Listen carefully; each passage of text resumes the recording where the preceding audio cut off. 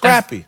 Struggling. And walking wounded. Yeah. I get it. It's beautiful to watch. If you didn't have KD all year long, do you think that Andre Iguodala wouldn't have hit this wall sooner? Do you think that Kevon Looney and Klay Thompson and all these guys that you've been riding these horses, that if you never had KD, that you would have, without the ability to, and let's don't pretend like no one replaces KD in that salary slot. Maybe they have two more players very good rather than Kevin Durant. But is it going to be the best player in the game? No, right now. No, and it shouldn't be. That's my argument. It shouldn't be the very best player. They were already the best team. They have the best system.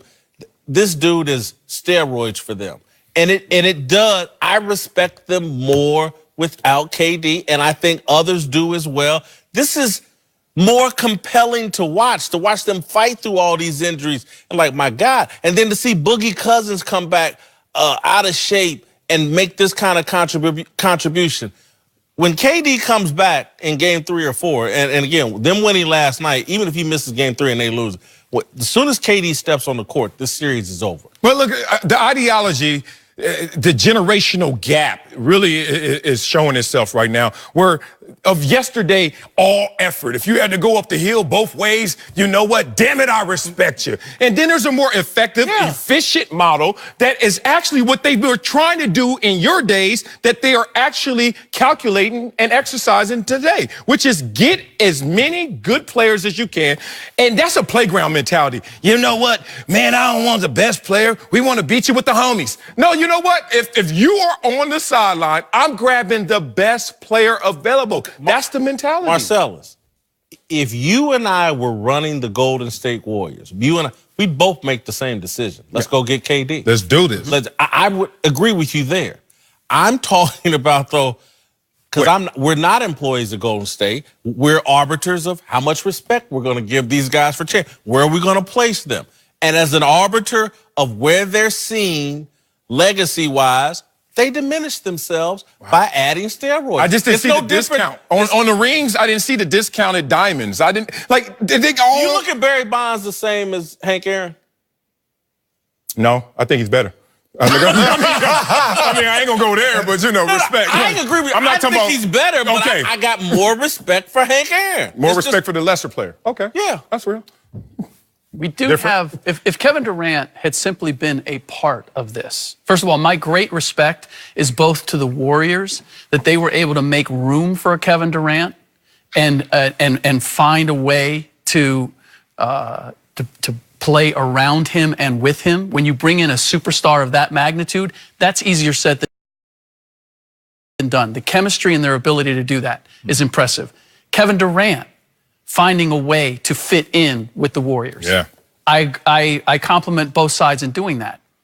If he weren't the finals MVP of the last 2 championships, I might be able to go your way. And if you told me who those 2 other good players versus a great player who can get his shot anytime I need it. Y'all never kids. Were you ever kids and just competed on the playground? Sure. I'm going to give you the great example. This is a real life example. I beat up a kid my age. He went and got his big brother, and his big brother whooped my ass. Okay. I don't have any respect for that. I took the L. I just don't have any respect for it. It was a fair fight. I took on the fight. His big brother came, he whooped my ass. I don't have any respect for that. I've seen guys, you compete against them in playground basketball, and then they go get some dude that's 2 years older to come play with them and run around like, oh, look what we did. You cheated. Whitlock, no, let me get this. We're going to stay with Baby Whitlock. You remember that? Baby flat tire. I want Baby Whitlock. We remember this is how every team was constructed on the playground. All right, who's going to be captain? Get to the free throw line. First 2 that make it, captains. Yeah. Guess what you do when you're a captain? Who the best player? Yeah. Bam. And then you pick, you're like, damn, I wanted him. Yeah. Okay, I got him. You never said, you know what, we got enough good ones.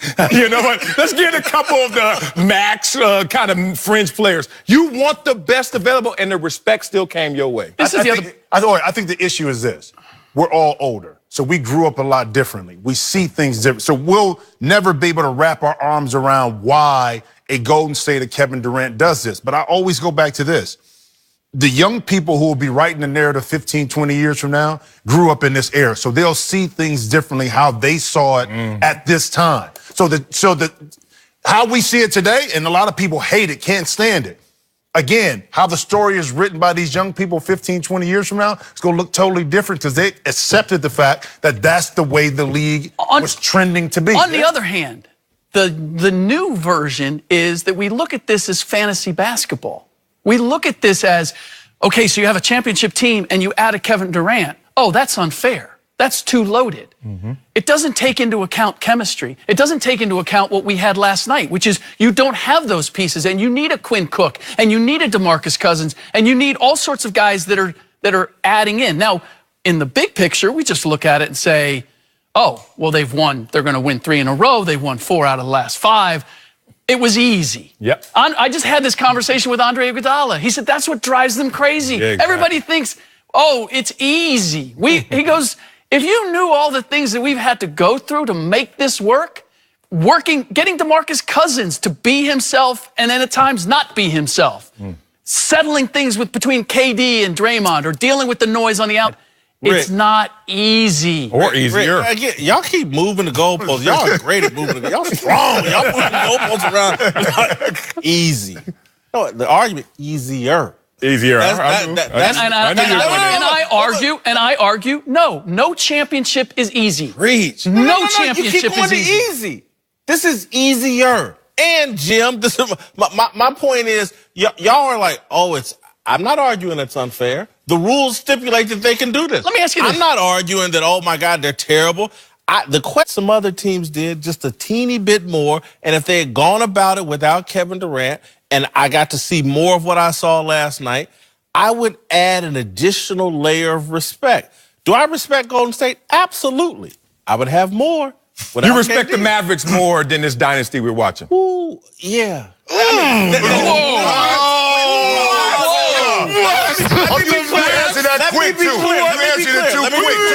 You said dynasty versus Dallas, and so okay, well, I would have to answer it differently. Do I respect Dallas's one title more than last year? Absolutely, without question. Without you are by yourself. Without question, that was much more difficult. So they dissed the Heat more than they gave props to the Mavs in that one. But so let's say that the Warriors only won 1 championship. They didn't win the last 2. Right. They went to the finals, but they didn't win. Would you respect them more because they were runner-ups without KD than what they accomplished with the finals MVP? I just want you're introducing a hypothetical that I don't agree with. I believe without KD, they would have won the last 2 titles. And so I believe they would have had an additional player or 2, and they would have beaten those LeBron James Cavaliers team. That's what I believe. Okay, but let's say that they didn't. Let's say that they nobly fought the fight without KD. Because Cleveland would have won, and now LeBron would be sitting there with 2 more titles, and what would that make him have 5? And so we would right now be talking about LeBron and the Cavaliers. So the Warriors did what was necessary in order to win 2 more titles. That's the only way I can define it, right? In your opinion, I don't think it was necessary. That's the argument. I don't think it was necessary. I don't think they needed to add KD. They should have run it back exactly like Richard Jefferson said. It's a great little competition. Draymond messed up. Let's run this back. I think we can get you next year. We're going to add an additional player, not the best offensive player in basketball, and we'll run it back. And what team was Richard on? Which team was what? Richard Jefferson on? Cleveland, right? Yeah, he wanted him to run it back the same way. He didn't want him to run it back the other way. That's what competitors do. No, competitors also say no matter who you got, I'm going to beat you. That's what competitors do, because you can't sit there in the offseason and say, oh, that's unfair. You sit there in the offseason and get ready for whoever rolls out on that court. So it sounds like Richard wanted it a little easier so that he can go out there and have a fair chance. You get in a great fight. It's like Joe Frazier and Muhammad Ali. They fought 3 times. It was all 3 of them were great. They kept running it back, and we enjoyed it. Yeah.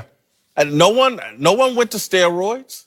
And that's what Kevin Durant is. They went to steroid. All right, stick around. Later in the show, we'll give you our latest approval ratings for Kevin Durant. And Uncle Jimmy will tell us what he thinks about the Warriors star.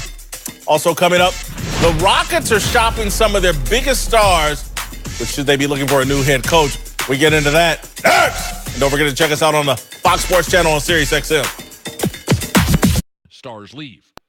There's a